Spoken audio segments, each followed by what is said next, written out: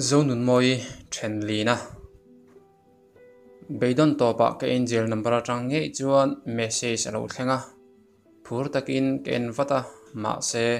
ka phurang hani haulo poi ka til tuk be sei tur hom to lo mi padang tongin chu chu pasalatan ka nei ta ani min gai nam ra mangche moi ti alo ni a ka message don chu ka oi thailova ka call let ngata ma se switch off an ting hal be dong ngoya kamut na chuan letin mu chungin kanin ton dan te kabula omlai te ani ka tona wanga foreign kal ka thul pha thak dan te ka hmangaya min hmangai thu min thil ve lai te la engkim ka ngai tu a kana ngoi a mel le nung chang thin ka ngai tu in tuna athil ti chu kal oi thei chuang nova ma se oi lo theilak ni box si lo ka biak thin nan tia phone ka lei sak kher chu ka in chir le nu no a be mi lo ila hetiang thu hi ka hrelo wanga kana hek lo wang ti te ka ngai tu a atana ken pek thin je te ka ngai tu in achangin mit tui hatla a achangin thinrima wangin hachang ka thial bok chumi zan chu chin khat po thing lovin ka tleiwara hetiang tur lo thelok ni ila kabula om khan ka khoi che rep mei tur ti te ka ngai tu a ma se tunma moi kha chu mi poisai lo tak ti sa chang na lam ena ken ngai mi lo kha ni achunga aril thalo ka pu thei ngai lo ni kha ka chunga thil thlenga wang chuan thinna chetana engemaw hleka ka training pui vainen kanin sule lek thin lunga chil le ma na ti in phone man phal ni piang chuan kala call ta zia thowa ma se ala in switch off ta renga phone man theini te chu ka tan an chia an chang zo ta moi berin min kalsan le ta ka wang chuan ka khovel chu top to ni mai ten ka ria a sipai po chu ban san le mai karil ru pha hial ani ril runa le lung le na chu ka ta an chang zowin ka ria a khuaraya moi le azun zam te chuan min kian san ve ma na ti in khuarai chu ka in hnem na ani a ma se khuarai la hi an rei thei khopa nga chuani nei thei takang imo ka ngai tu chiang le thina moi chu ka hmangai tak ni in ka ria a ka hmangai tak ani si chuan a hlim na chu ka du pui tur hani lo vem ni te in thatakin ka hring nuna tanga thla mai ka tum ta a ril ru in a pasal chu ti hian thu ka thona thian pa kapu inu pui kha lo duat viu ro o mei chia azonga om nem berpol dur ngai em le dam lo na nei zeu thina ni a a tha em ti kha lo zot non fo ro o ka thik ngot mai che khovela ka mei che du ber nu puya inei bik si a ti in training kan zowa kan post taka kan kalma in kar thuma tan chol pe kan ni a kami zo pui te chu han bial nu le nu pui fanau te ta na bazar turin kho chung lama phur takin an kal hlama ke ero bazar tura kal cha na ka nei lova bareka hian kalu omzo ka nge ti in kalve tura min somna po ka hniala moi kha lom ven isela chuan atana bazar turin ka chhuwa ve ngei po ka ringani mi nu pui ani to si a mi nu pui ta na va bazar la ani thei chia bok si lo khua ka pi le putan aizola thomna lum lam le in chung mo tlem ka leizok mayang ka ti a ba sa te chuan ka thien te chu loma awin hanri le lung thin thlai ngo zat an then tak an lung du te an hudon tlata lom turan ni ke ero aizol kan nei tel tela ka lung len na ana sa tel mai moi ne na kan chena kan ram kho pui chu thlen ka ngak le lang thovin ka hu phur bokani ka bung ru omna hani tlata wangin kin lu thin chu ka pan lo theilova karinang nge in kongka chu alo in kala kongka ka hmu ringot po chuan lung hlui kai thova ka taxi service ka ho a ka hon ruala ka chung alo om moin ho zang taka milo biak thin lai te chu ka ngai tu a mi thla alang thei ruaya ngoi renga kongka bola ding reng chung chuan thil tam tak ka ngai tu a tuna po hian lom ni se chu min hmu awanga alom dan tur te ka ngai tu a nu ka ula army full uniform in thuam mi zo tlangwal ka mit tuia tla hial mai muang changin in chung lama chai bilam turin ka chowa thut thleng se ya kapi halo mu a min mu chu than pui ani reng che in ilo thleng lo engma ka soi ve ma in enga tinge I thian nu ilo ngai sak to mi lova I kal sana I re da ya khongai thlakin thian nu ti lo lai na dang nei lo leng hal ati a la ding reng chung chuan kapi enge I sei om zia chu kalo ti vata shelo der su moi ti lo thian dang hinayam ni vin lek lekin min ti a nei chuang lo ve ma se moi chuan pasal hanei ton lom ni kati a pasal nei thei ni lo so dam lovin dam do ina thathum don amu to ni so he hu che hian sipe I tangai a zo to ni hi min ti rep maya khoi dam do ina mo kalo ti vata civilian yang chu halo ti a ka commando bag a chu da thlavatin ka tlan chuak hala ka hnung lama tanga ka pilo awlom lompo ka rezui talo hospital pana ka kallai te chuan phurna le lo thonin ka khata mingzian abu chu ken thazela zonun moi ti chu halo om nge ya om no ward lama chuan number zat en chungin ka lu chela alo om vete chuan tlangwal sipai thuam fam kema in thuam no lut chumin en du hlom hle a thian nu pui damlo khumbula phone khoi mek chu kam hum sa a ambula thutna oma chuan zoi muangin ka va thu a puin min mu thut chu mak ati hle a engtikalo thlenge kani ti te zoi te in mizota moi chu lelam hoin alo mu a lelam a zok chuan phein ken ngoya kalung oi theilo nikum maya mel thala dum em kha nat nei na soi sakna sat em awangin alo cherin asamoi tak ni thin te kha alo tlana sa to em a mi then khat an phei chuan alandan chu ten om lama achang to hi lang ti tur khop ani zota ma se katan chuan moi chu halam hel tharenga katan khovel me chem hel thaber ani reng bokang ka khongai lutuk chu mitui hatla hial a kabula lokalin pui chuan nizan le voin ni leng amu theiluwa ti khan lomu ha chol ro se pona va chuak lakang o min ti a building pakhat lan la sak zo lo stepa chuan min thut puya in omna chu nuamem nuam ani mai engti ka ngai kal thlak le don kar thum chol pe kan ni a ani chu hei thanpui thilom dani hria thiam karinga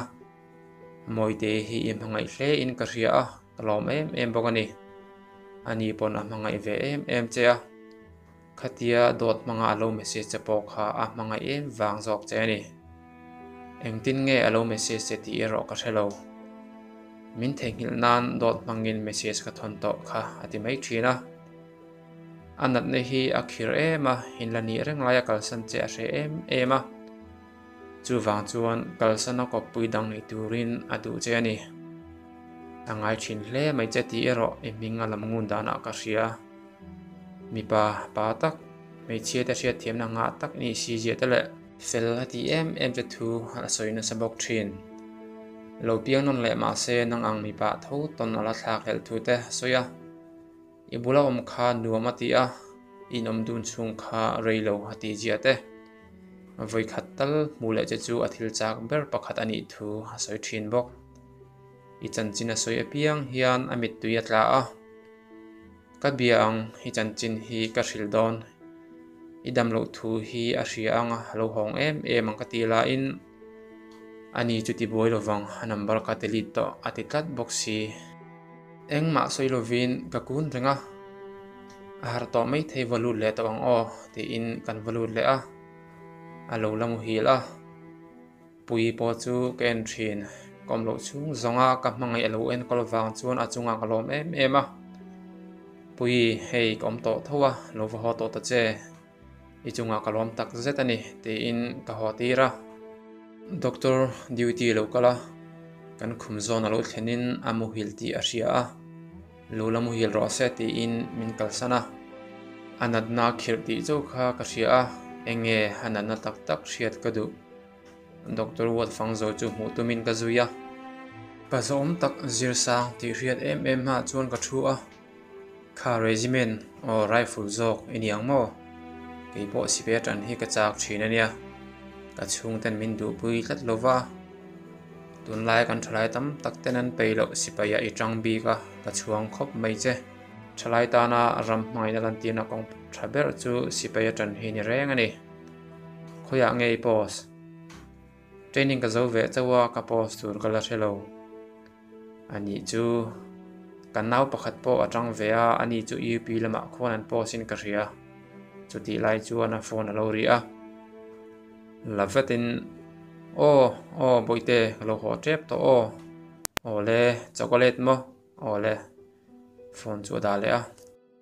hey vala ram mangaya pen chuak mi puitling takini in ka ria a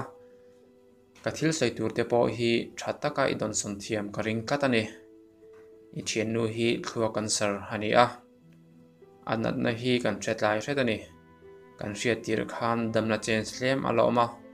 chu phaya zayani ma se chu ti lai chuan phaya kal tur boisa chu soilo alaina emo mel ria tak ngel po an si lova heta en kol mai turin kan admit ta kha ani a kan din mun hi a thalo tak zetani ma se pathian in ti theilo anei lova pathian thu ani ti in doctor pindana tang chuan zoi nuangin ka chuaka moi hi athi thuayang mo ani theilo athi turani lo ti in puinen kan thutna lama chuan ka kal le phata karil ruwa tong trai lo langin moi dam nan ti hian ka tong trai a lalpa hei ichiat angin moi chu hadam lo mek ani a mihring te kan ngaya chuan be seitur hatlem to em ani ka pathian ang kim ti thei idu phot chuan iti dam thei ti ka ria ka pathian a that laia I thu oi zeta le a fel thin zeta po I hriat ve vek kha ke ngei po I thu thiang hlimin ril fo thin ani kha khongai takin I fanu hi damna pele molang che ke mi sual hian hi fanu hi kalama mo em bokasin ti in ka cham du a ka volu le chuan lo har to in le lam halo khoya a hoina lama chuan va phein a khuma chuan ka va thu a min muthut chu mak ati ema mi en vonga engma soitu mangin oma engma soilo turin a mui chu zoite in ka hup sak vata engma soi ngai lo ha chol ro ti in a pun vel chu ka siam that saka ka khut ding lam chula in a kut pani in vuan tlata an mit tui hatla a engma ka soilo soi thei ka ni lo ko chuak tur om lo a mu lo nan le lam hoin ka mit tui ka ru zewa ngatinge hetia hiat em mai le engwang nge dot mi hril reng ni thatakin idam lo thu hi lo soi mai tur chelo ma se lungai reng su o tuna chuan kom to a idam nan thei top ka chhuwa don ani ka ti a tra o teu chungin uthan pui ka thiam lo ani iril ruha ka hlo wang ani ati a chau o awangin tong to lo turin ka ti a midang dam lo le ompui tu ten mutana I chaul tu ange mu hil ve to ro ka ti a khumbula bench ama chuan ka thu a mi en renga I form kha in melutuk I omna chanchin min hril ro zoi sapin ati a ole ti in akut lak saka zoite a mer vong pa in ka omna chanchin vel chu ka hrila doctorin in lama in en kultura kan chu a phal tho thu asoi awangin enge hangai dan ka zota achak dei zok thu asoya atu kain pu chok turin kan ti tlu a ti chuan in lama kanin pulut le to a enge ei cha ka zota engma ei cha lo thu asoya thil pakhat ero soidu anei thu asoi boka moi enge soita che hidu piang soiro ka ti vata ka kalma ngeya in nei ka du ani hati a ngati nge chuti angte soita idam manga thatakin kanini donalom kaloti vata ni ma se uthan pui ka kal vat donani ka ngai ngotang che ati chuai ra ya soito su chuti alam soito lowang ka ngai thledu lo ka ti vata amu thil lanin pui kholin athu soiti chu kril chonga rem kalo ruadang te in kanin mang tha a atu koloni a pui chu a thian then khatenen moi hak tok tur in nei koronen an lo thlenga amut muna chuan a hmai le tak sarang lai te chu towel ti huin a ruk fai saka hain nei korlo ken chu a hak tir boka keiro moin hasipai form haro se ati tlata wangin ke uniform kemin ka in thuama adin thaimiu lo awangin amunna kan kam saka athumu haniber abul chuada ke kedinga pastorin pathian in azam to chu mi hringin then su se le adangte soi nuwa kotmin suitira moi mela chuan lomna ka hmuwa keiro chungri la kalung chiani kan in nei chima local then khate chu in nei ruai kilzo in han trin hloma puile a thian then khat ero kan bula an riak ve don ani fiam thute tho in kan hlim hlom hle a moi po an fiam thute chu a hlim pui ve hle in ka ria zana abula ka muta tang chia in ataksa lo chen sa to zia ka ria a ataksa ru ro ang mai chu duat takin ka ko a uthan pui nang ang pasalatan ka nei thei bik che hi kalom em ani khovela me che van nei ber kani inu pui nia rei takdam ka du ani ati a kei takalom van nei chu nang ang hel than puya ka nei thei bik che a rei tak idam don alom fatam tak nei ang o te in kan nui dun le ri a nget taka in ko tlatin kan mu hi la zingkar lam hani do tia ka har lol maya nget takin min la kwa a ataksa chu vot khlera hriatna ka nei tlat maya tho fatin moi tin ka soi vak vaka min chan reng atum lo ko o hria in midang lo tho ve sap sapa ka ko apianga ka mit taka min ena min chang vat thin khan min chang thei to lova ka song bolang ang chuan a om topa ka mangai chu minung hani to lo ti chuan zonun moi chuan hangai em thin anu nung zuin